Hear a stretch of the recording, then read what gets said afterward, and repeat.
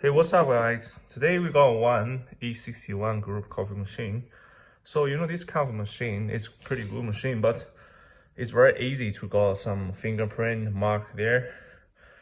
It's very hard to get rid of. So today I'm gonna show you guys one quickest way how to get rid of all this mark and the fingerprint.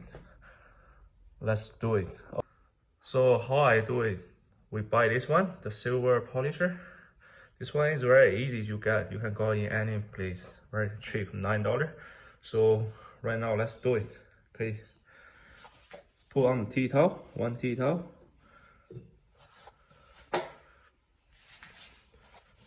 Just give a mop, then you can see all the mark on the white thing there.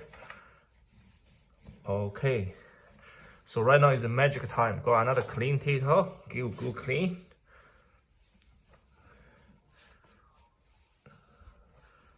Then you guys see the difference directly, straight away shining right now.